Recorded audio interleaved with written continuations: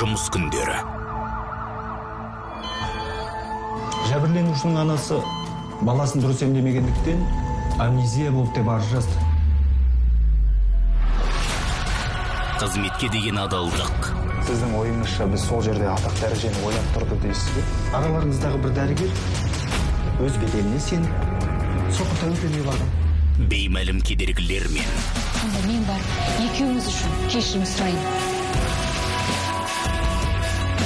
Заң алдындағы жауапкершілікке әкеледі. Жол апаты кезінде шын мәнінде не болды?